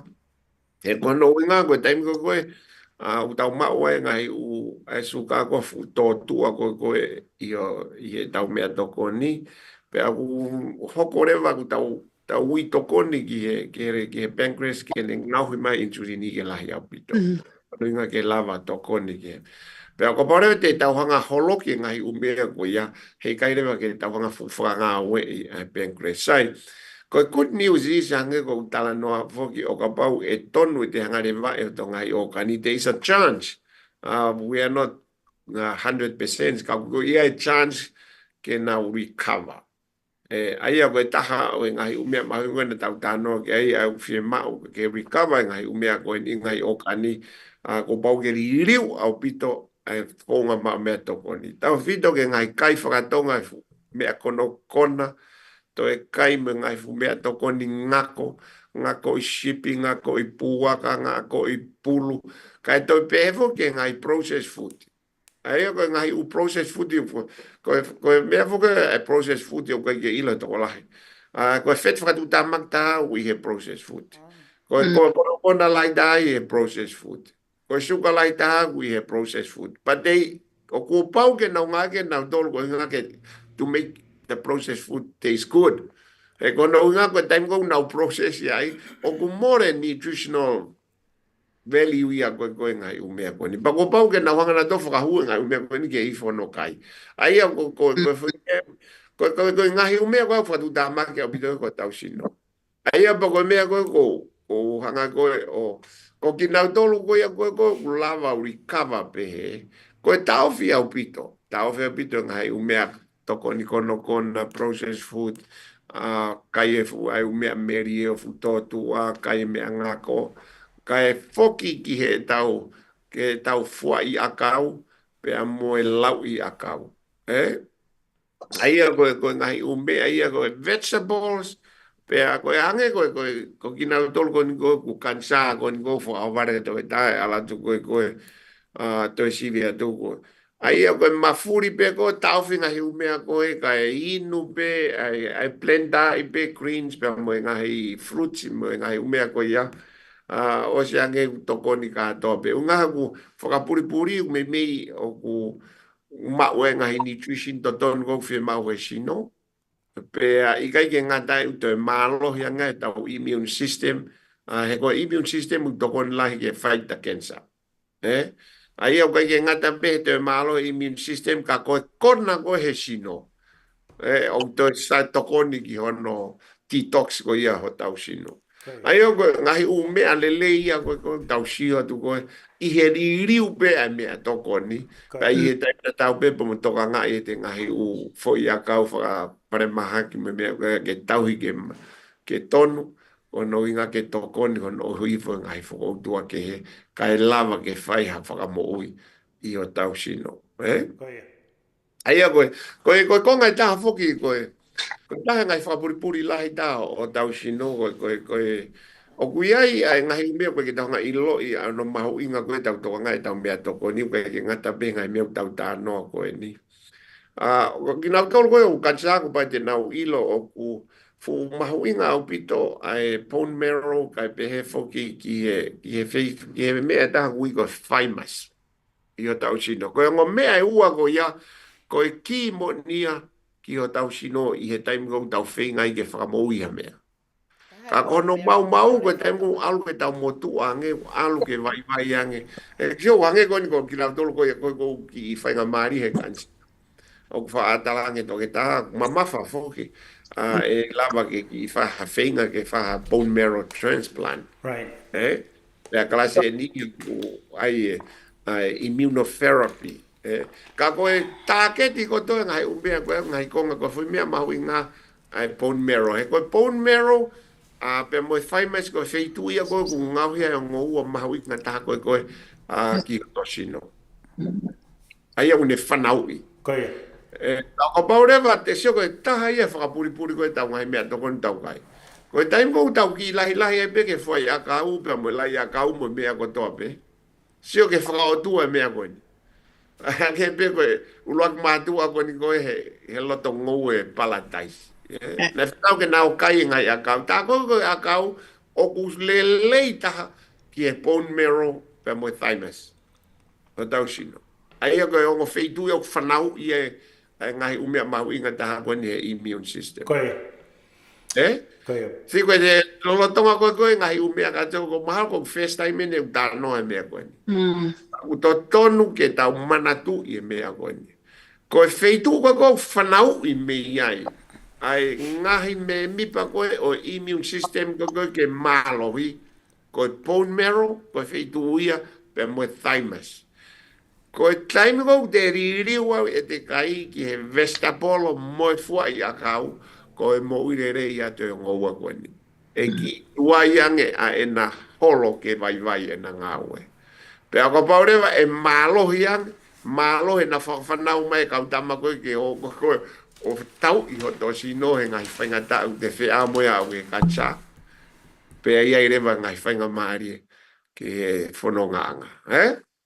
Kai, e koe tahia ki fwoi mea ke, koe ki news for ia e aho ni, o kwhi mau ke tau tau ki I whakamamafa ki he whanau tama. I whanau tama. Ai ko pore te ataha toni te pehatu, e ke mau pehe mai sai ke tau ririu ke tau hange koe na monu manu ke tau kaila e akau ko. Tala hange pe I alo kai mitika ke toki kore mai ka toni ha taimi.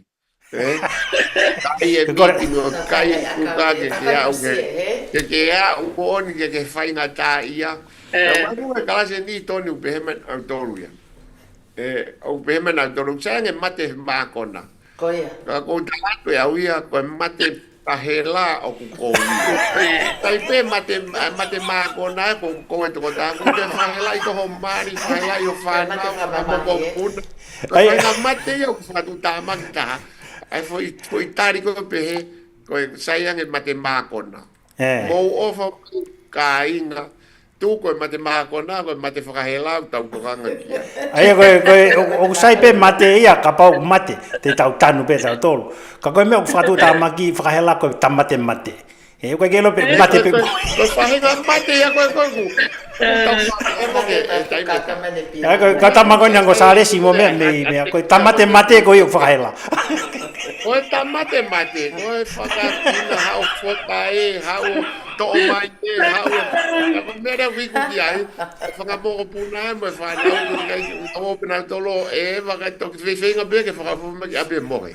Koe nau kila whakai tolo e, aia koe mate ko uhinga koe ai te Pahinga mate koe koe mate kai whakahela. Tu koe kai koa ia, koe tamate mate ko whakahela. Kiri tau a taina, tata kai ke toi ke en mo hu malu i ton. Koi. Tanong kay Tony. Ko ko si o kita ko na ko kai ke hu malu i ko foi u hinga tatau. E ho por ka ko ia ko ha o manau mai ko si emu ke si kuesi ai ka kai na kai ke na kai ke. Ko sa resia mo me mi aseria o ko ha na mate ko me ko bui ko mate ngata. Ko ro ta mai sai pe mate ka ko te tu ta kai holo. Tuaga ki whainga maare ki a Sina ko e taki fuki a kau senior so mau koloni Sina ki ai hau ki humai Ai mo ana whainga maare sela ke ki tala no mai u mau inga. Ko ia sela o te whainga maare. Ta mai sela ko ia ko foi tufia ta. I just wanted to listen to, you know. She's the one that do the report, and whatever we do, that she'll report it. Just get ready to write the check. Before we die. Okay, Sina, go ahead. Well, ofatu sela, thank you. He mai ki whainga maare ko ni ki apaki update me he kautole kereka. Dr. Pakieli o pe nau ofa. Ko input me he kautole kereka o ku Lelei.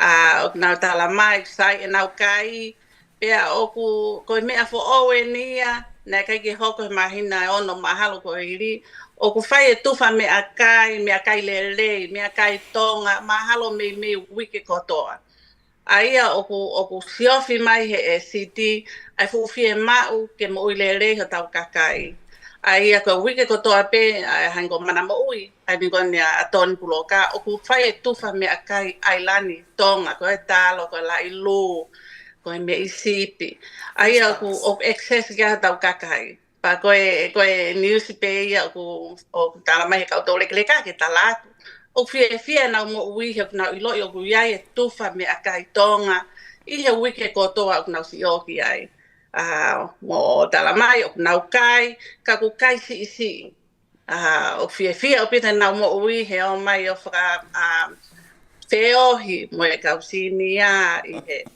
wiki taha ko to pe he i he wiki fie o pita na mo i mo tala mai na ofa pa kwai fie lave tu pe ka pai tu mai fenga mari fe kau aki mo ku malu i na fe au mo fe to piki ko ia i he u fe hu i mai sina ko ku malu i ka ko puke pe au aia pa ko e tali mari na wange na ta io teke puke ka e ma ho puke ko hia na ke o si huku malui ka pauna i ka ke huku malui ka ku ke puke e mamafa pe ka pau ku ke suka e frairi fi e to e koviangi ho ka pau wa ma haktu ma we to e koviangi ka ku sai ko taha pe ia ku fale ka na to ke ka to le ke ka sayang huku ko e ka ke ka puke e to ma pe ki sino pe ka pa ke huku ka ke puke e to mama fa ki sino pe fuoloa ho foki to foki mai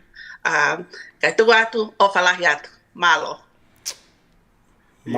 bito sina malo bito te kau mai da ko kala mai ha ni talat o ofa ke si kau to re kereka ko e kau fugeni e fahinga ko tau to re kereka foki ko tau tano pe tau me fa tonga tau mi tangi ko e tau ofa kana to tai ko In Vasco. o malo mai bito ke konga ulo aki o ke tano foki me kai tonga o ko fa loto lai a bito ke tau kakai ke na foki o nga o ke tau me kai tonga Uinga ko nutritional level ko tau mea kai tonga fusai pite ko ke tau nga ka faito kona faito patu tamaki. Kai.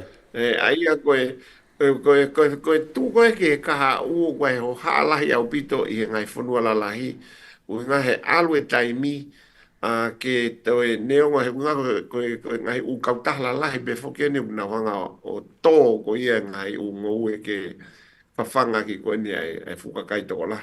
Pea fu they overuse ai ngahi u whaito o kona, ai whaito o kona, whatu tāmaki, pea te lahi ngā ke whawhanga. I ne pehere wapu o kuiai ai whangi shemu I he kere kere, ko kina koe tūko ke miunos, he kai ke lava, he tangata lava he mon manua ngauhi ai miunos. Ka ko pau ke ia whangi siemu whengau ake me whangi siemu he kere kere. Ka unau mate ki nā dol I ono ngau ake ngai whaito o koe ni. Therefore, koe tū koe ke kaha u koe minerals alu ke tūnga vai au pito, very deficient au pito I he ngahi umea toko ni. Aia koe ngahi umea tonga, mea kai tonga o sai au pito. Ngahi kumaalunga ngahi umea koe ni. Aia koe tawa ko ke ka auto tun ke tau whakafoki ki he whonga ko ia. Sai au pito ngai, toka nga koe ke tau ngai umea toko ni whakatonga. Pe hange pe ko tānoa ko ne fulahi, ko tatau pepe mo irerei pe mamanka ko ne fulahi is not good Te for koe be moi, aia koe kai whakawheunga. Koe. Aia ko ngai o kumaunga sai ko mea kone ke hu malui whamalo lahi au pito sina ko mahalo ko kau ko he student Lelei taha I he kau student I kahato Tokanga ki mea hanga advice the right thing Tonga ka waskola. I he kau tōre kere ka ko funga whakaotua Lea to e whare I whakaotua. Kai sio ko nofo pēr mo ui whakalau maari e kumalo he pē a tamai mo e loto mo mea kotoa. Tonu pēr e whakapasa Ko toi pēna toni mo au te rei e whukalo I whau. Ka mea ma ki whetoho ake ai ka whakamalo o pito sina tōto atu. Mana tui mau pē tau mea prentai e tau mea kai ki he kau vai. Inga ke au mau pe ki he hoa kai. O hange pefo ke tau tānoa o e tau tupu hange a pepe te tau toi whokpo pepe. Alu koe ke tau vai hange te tau pepe. Ai koe ne pepe rewa au ke tunga o fie ma uia ke ki I whawhanga whakapepe. Ai koe prenta ai tokoni. Inga au lahe ngai uhinga whasainis ki ai ka koe no inga.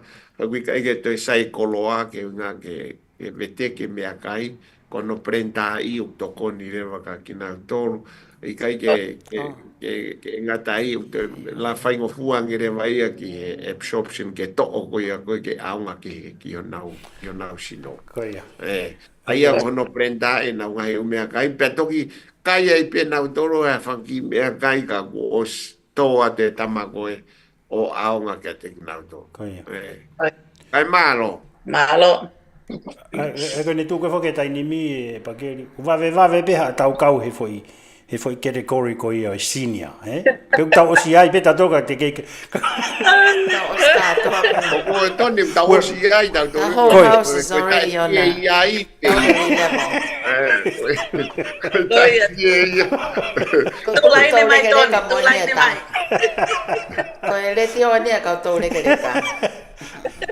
Ka go fa si frau ka to wofa sina ka ka peni toni pe mo Fatima e fo ka sela ko fa ki fata ko ni ko fa to no ai pe te ki au ke fata ka ko ofalat ka mutu sa pe ko sela ni ke mo hoka de ta polo kalama break in my head o fa ki fata ko me fa na wako malapit la mai Pakieli. Sela awiolo kontekio. Here, we need to talk. Yeah, we need to write that plan together. Well, and more. Exactly. Thank you. And my grandchild elderly. Malo apito Pakieli. Thank you all. Malo, Bye bye. Thank you. Malo. Bye. Yeah. Bye. Malo te tā Pakieli. Ko ia.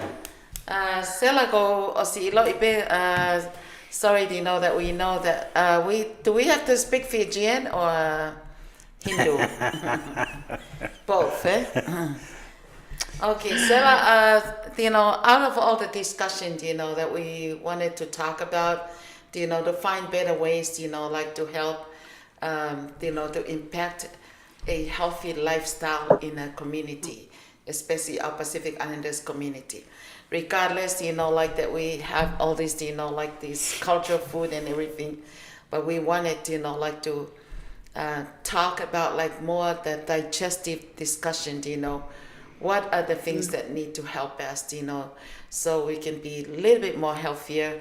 I don't know who was talking that they see, some people walking in, and they see the kids, like they don't really see anybody, like with a slim body, and it just because of the food that we consume. But I remember like maybe last year you mentioned, in the program that the Tongan and the Samoan on a worldwide health data are like, known as the highest obese in the world.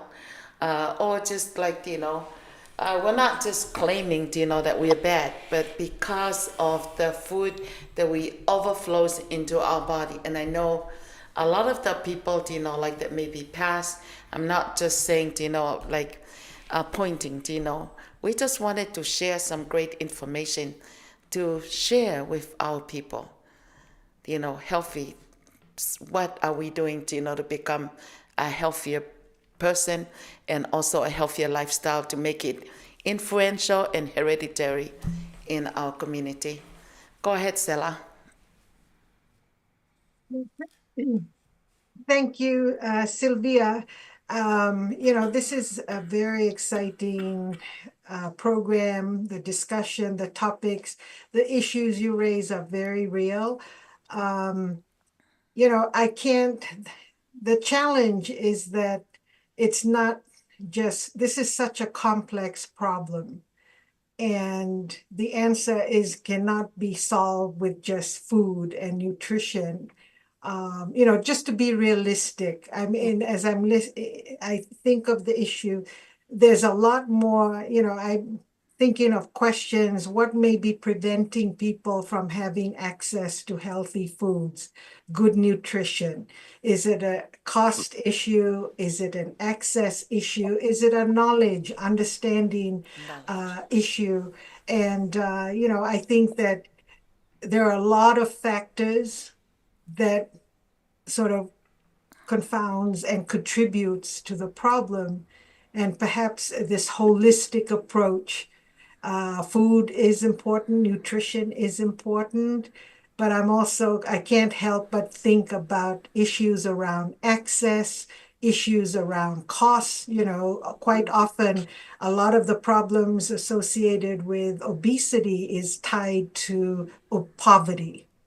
Yes, we know these are nutritious foods, but if you can't afford the nutritious foods, or if you live in areas where access to the nutritious foods isn't available, and then on top of that, access to care. So I just wanted to throw that out because it is an important issue. Nutrition, physical activities, staying active. But I think economic plays a role, knowledge, literacy, health literacy is also important. And perhaps these are, taking this sort of holistic approach would be very useful. I wouldn't like to think that we,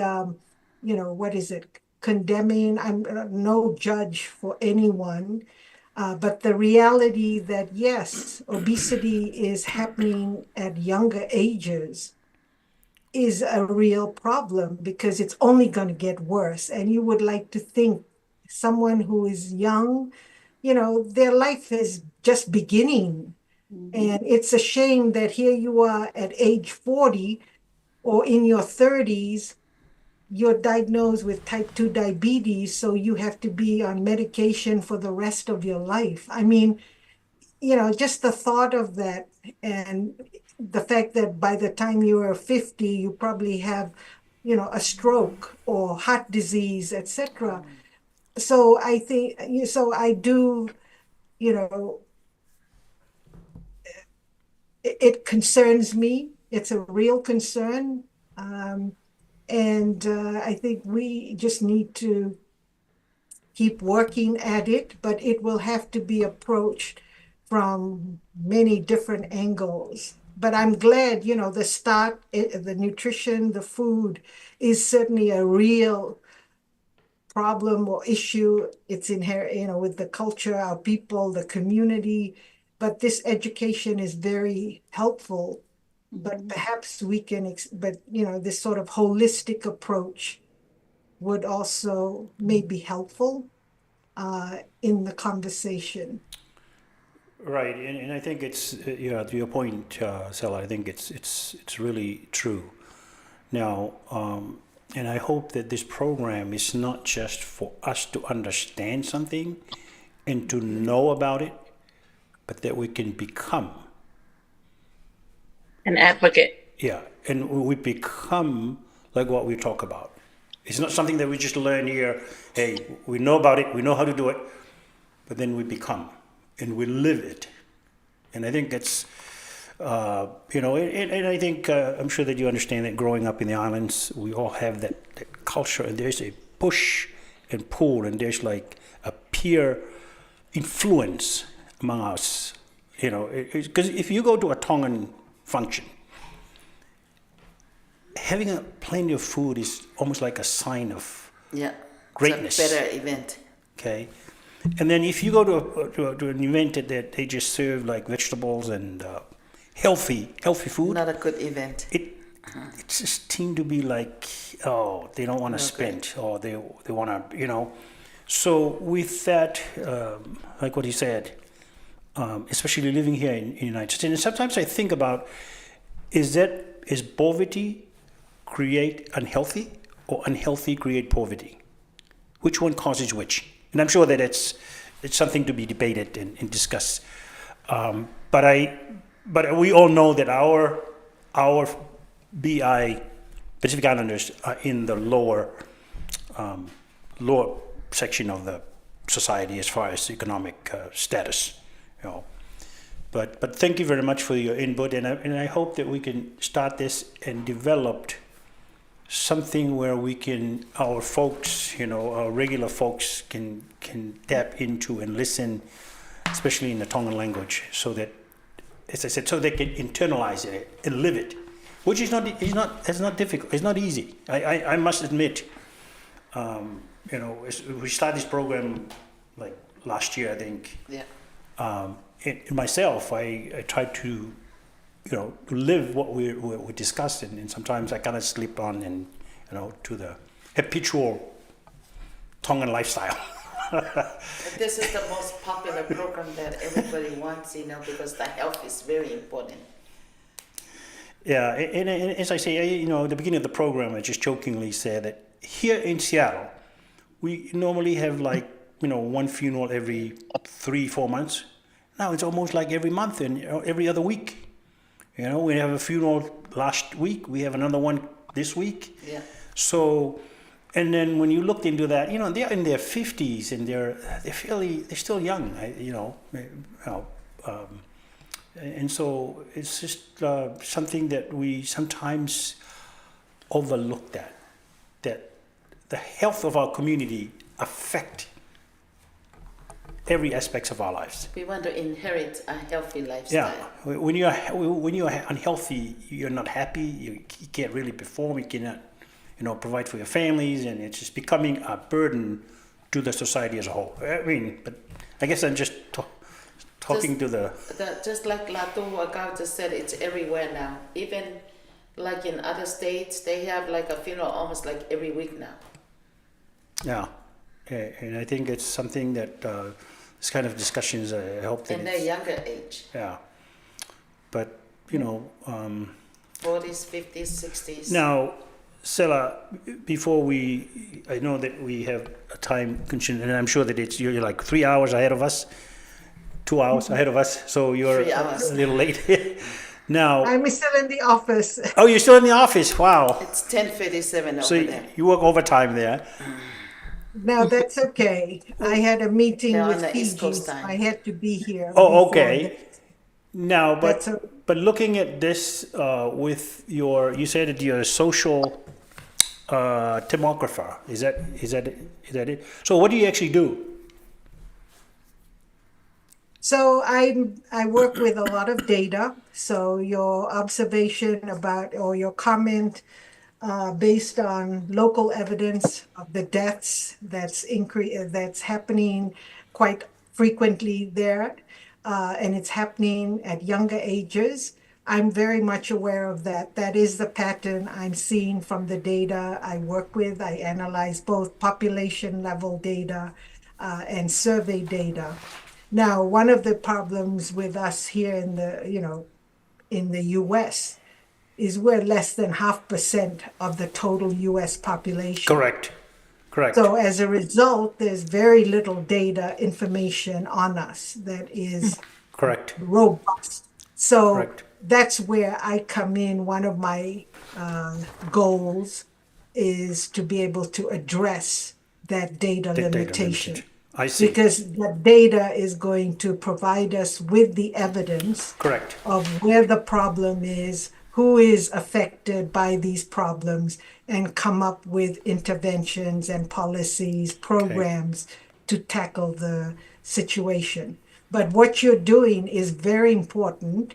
You know, we also have evidence that our Pacific Islanders have some, have some of the lowest health literacy, which is which is a problem. Right. If they don't have the knowledge about health, about disease, lack of knowledge about health is then how can they behave? You expect them to behave or live a life that is going to prevent them from those. So, and part of the problem is if they don't have access to the opportunities that the society offers. Correct. Because they are invisible, then you can't really fault them. But I feel that given that our people rising up, they want to learn, and are proactive through your advocacy work, through your leadership within the community.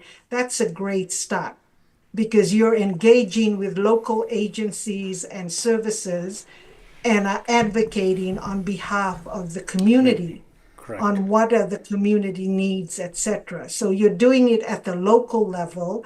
My work operates at more the national level because the data is at a national level. But I hope that working in partnership, researchers, myself, Dr. Kaufusi, working collaboratively as equal partners with the community, we can tell the people's story, Correct. grow the evidence, and use that evidence to leverage funding, resources, and support. Correct. The work in the community. Yeah. Well, thank you very much. At this time, I'd like Fatima. Do you have anything that or anybody that want to know? Any questions there or any comments that we need to? I do. Hi, Stella. So nice. I learned a lot from you. And I think that what you're sharing is very important for little people like us. What we need, if you speak out there in the main state, let them know that we need more outreach. People like us, hundreds of us go out into the community and get all their voices. Because we need to bring those Pacific Islanders name percentage up because we are everywhere, but we are behind the windows. So we need more voices. We need more Tony Puloka, Tima, and to identify that we are here and we do need to be heard with a lot of things. That's why a lot of our community islanders have come down with mental health because of what we're dealing with. So we turn to food, and that's what happened. So that was. Oh, unfortunately, Sina was just disconnected. But anyway, Maybe thank you very much, yeah. Sina. And I think we've been here now. She comment mai from alo lahi mai I he ngau ko ko fai. Ai ko pongpongi o ko ilo o kia village market Yeah. I fai mana mo uini he taimi fa ape e fiaf. A village market ko ni Fale'i Kihe non-profit organization now. It's like a food bank, but they call it a village market. And then on the third Saturday of the month, Yeah. no, the fourth. Fourth Saturday. The last, well, maybe the third, but on this one here, I saw the flyer. The flyer. It was on the last Saturday of the month. Tokonak fa ausi. Maina ni o whaia pe mo tufa me kai koe ni. Manamo'i. O whaia I hen be mana mo. More like all fresh culture food. It's all natural food, Iyo, panau toki hau pe me ana e showat e ensinea. Now toki foki mai pe me he CTEC farmers market. I was learning a lot, from it. It's at YMCA, right here in CTEC, across from the airport. And I saw okulahi apito ume akai. It was like all fresh and organic. And that's why I was kind of shocked, because when I look at it and I said, where do you get that? And they said, oh, we got our little farm, in our backyard, and it's all organic. There's no pesticides, and all preservative and all those kind of stuff. But osi whakatau e pik umea. Ko pe, sa toa ko he kau muria, ko he kau Awhili, kau Spanish, kau Pālangi, kau mea. Ko toi peni ke tau sio o kuiaia tau kainga tonga tō hanau ki ingoe ki small garden in a bag, with all those vegetables. Because I what is that, the green... greenhouse? Yeah, and then also pe moe ki I hako. When now vegetables, they have the kale leaf, and they have the cabbage, they have the fresh blueberries, everything, corn, all the little vegetables, they said it's all organic. Okay. Is something that we need to, factors you're going to affect them. Is it the cost, or is it the free food? Like because if you go to you see the junk food everywhere before you get into the produce. But anyway, yeah, everywhere at the grocery store. Because even I went to the Whole Food in the PCC, and I have another person, we were going to buy, like the fresh salad. But then when we were ready to buy the salad, and then we asked the guy, do you have any salt? And the guy said, yeah. Why? And I said, oh, because the person, has cancer. Yeah, my mom just survived, from a heart cancer. But everything that you buy in the store, because they make it, they put salt in it. They put a lot of salt. Even it's a salad, it's a fresh colored salad. And looks delicious, it's Mother Nature. But they put salt and also the cheese. Cheese and and salt. Some of them in mozzarella. Yeah. So, ko sai taha pete al fratau me te ki me ai, and then you make it at home. You cook your own nice food. dressed, and then avoid all the processed stuff, put in there. Well, put our ourselves So in if Mother Nature. I just want to thank Sina for her leadership and the important work she's doing with our elders. The elderly, that's admirable. Sina, your request is well taken. I think we need to do more, and we can do more if we work together. Right. And I certainly, as a professional in my work would not be possible. These numbers would not be available without the people, because those numbers, every value is a person behind it. So for me, it's not just mechanical, organic, but I can't, I'm not an expert on the communities. I don't live and understand the daily needs, the life of the communities, whether it's in King County or LA County, but I have the access to the numbers. You got And the list, eh? but your point is well taken. I am working, and Sina knows, I would love to work collaboratively with the communities there. If I have to work with just the Tongan community in the country, that's fine. But the more the numbers, the more powerful, influential we become, and more voices. That's the voice you were referring to. So you're not invisible in this country, and with all the opportunities, the resources. I mean, we're in one of the best, the leaders of the world in terms of bounty. And it saddens me that we are not, we fall through the cracks. Our people are not benefiting from all of these opportunities. You did make a point that I would like to add to this sort of holistic approach and the challenges around food and obesity, NCDs, and that is mental health. Because yes, eating these unhealthy, high caloric foods, low nutritious, is because that's what you can afford, but it's also comfort food. It's you got all these, whether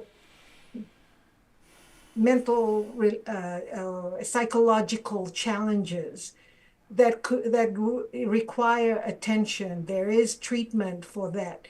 But if you don't have access to the services, then it's very easy to just take comfort. Okay, whether I'm depressed, anxious, etc., I take it off food. And, that could be something that Pakieli Dr. Kaufusi could speak to. But I think this holistic approach, to be most effective and to be meaningful, we need to approach the problem, the situation, from all these different angles. Correct. And if I can also offer, I mean, it's great to have Sina here, but I'm wondering whether, and I'm just offering this as a suggestion, since the youth and the issue around childhood obesity or younger adults, the obesity problem with children is growing within our populations, that we could also have some representative from the community who could represent the issues around with children. But that might be also problematic because you're dealing with minors. I don't know. But I was just thinking, I know in the churches they have youth programs, etc. But this may help expand your reach to also include the perspective of Correct. young adults or youth and the families. Correct. I'm just offering it for the program, because what you're saying, yes, it's very prevalent, it's very true for adults, but the adults didn't, it took time for them to develop these problems and health conditions. But if we can prevent it by targeting and helping young understand too, so they can work with the adult parents, etc., in making this work for all of them, and it's their future. Yes. Well, thank you very much, Malo, Sarah. Sarah. I think whamalola ke ni ko ni nau lava mai ke tau porokalama i whiawhini. Ka ko lave e whoki o kuki mauloroa.